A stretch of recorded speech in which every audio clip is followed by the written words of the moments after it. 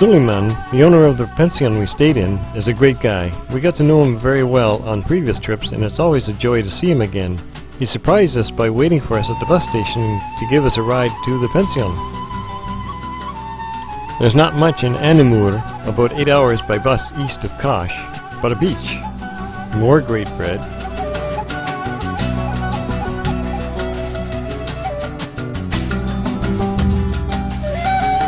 and a fantastic castle or fortress. It took us hours to walk across to it because we didn't take the road and discovered there were inlets and waterways to get around. We did discover thousands of snails basking in the sun.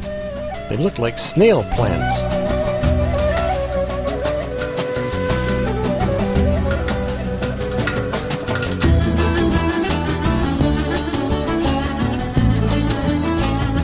The Kalesi, or castle, rests on 3rd century Roman foundations, next to the former Anamurium, now Anamur. The moat was full of green algae and very vocal frogs.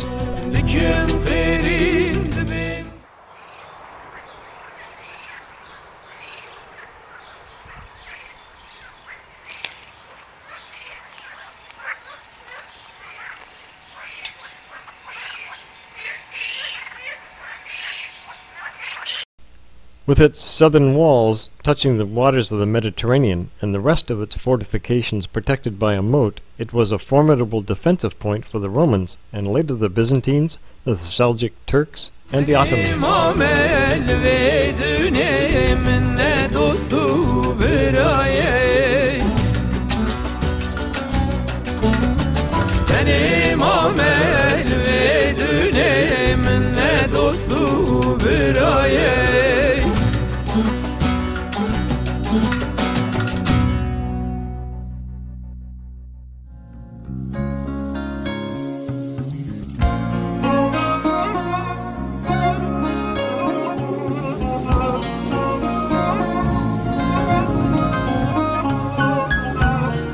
Of course, there is a mosque inside, and a tree full of prayers.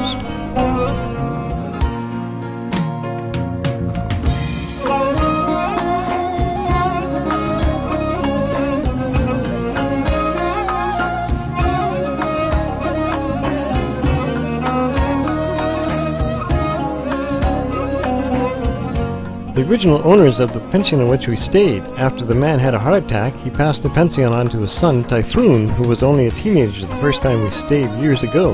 We've been back a number of times, and this restaurant produces excellent traditional Turkish dishes. We headed out for Antakya and snapped this picture from the bus window. The bus wound up and down along the coastal mountains along serpentine roads and offered up many spectacular glimpses of the coastline.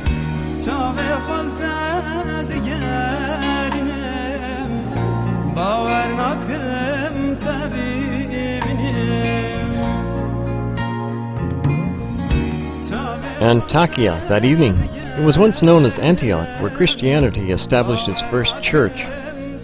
This rendition of Ataturk was in the hotel. He dragged Turkey into the modern age almost single-handedly and is revered today almost as a god.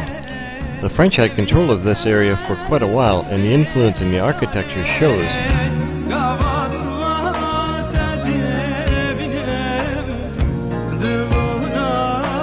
Naturally, the locals added their own touches.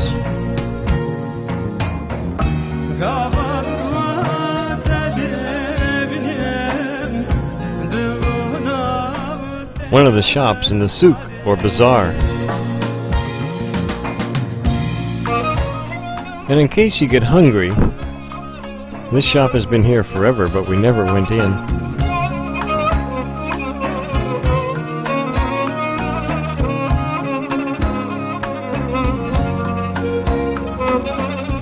Gold shops seem to be everywhere.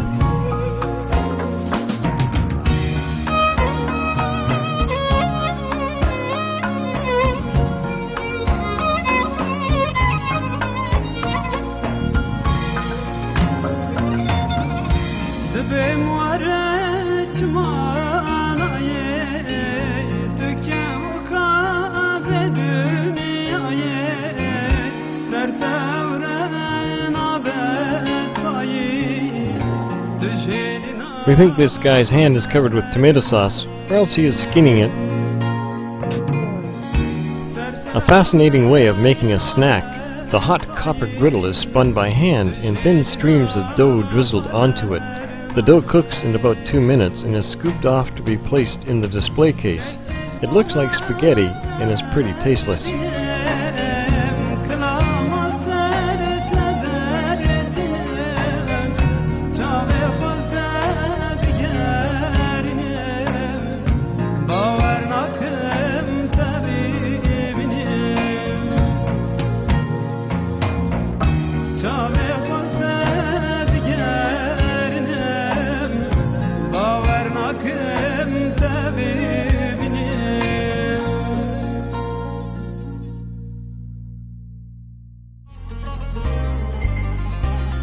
We enjoyed watching this animated conversation in a tea garden.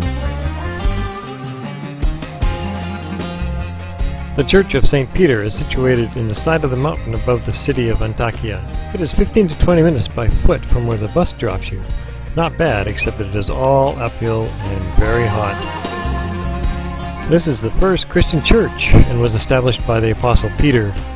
Paul joined him for about a year to help him spread the good news of freedom from death and evil. Inside the gate is this old font, probably for washing hands and feet. The church originally was just a cave, but the Crusaders added a facade in the front. We don't know what the caves are above it. Perhaps old houses or graves?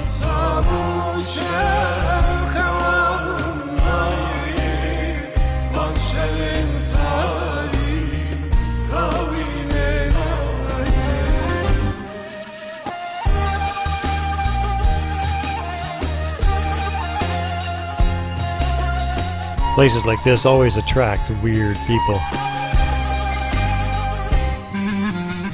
This is the entrance, but we're looking out here.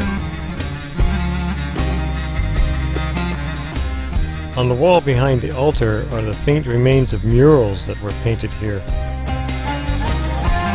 This hole looked like a shallow well, a holder for water Catholics use for sprinkling perhaps. The bishop's chair behind the altar. A recent pope held a service here, maybe John Paul.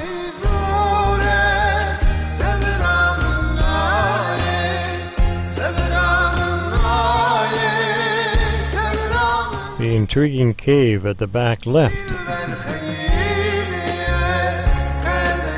The ominous shadow of someone lurking there.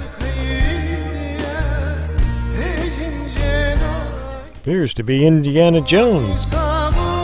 The cave was actually an escape route for the Christians when they were persecuted. This is an old fountain where we exited.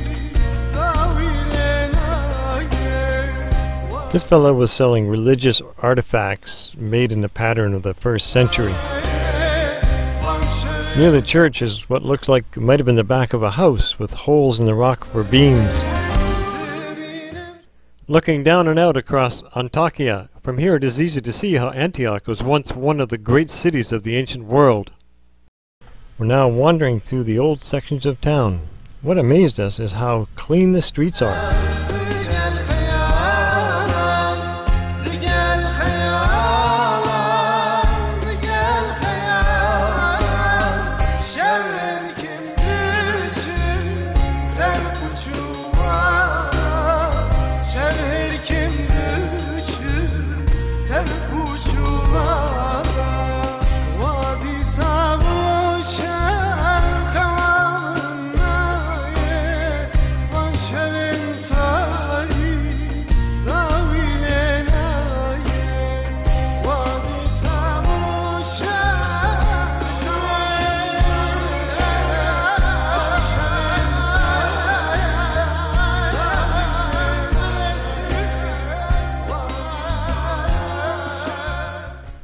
And so we say goodbye to Turkey. We hope you've enjoyed this and will enjoy the next section on Syria.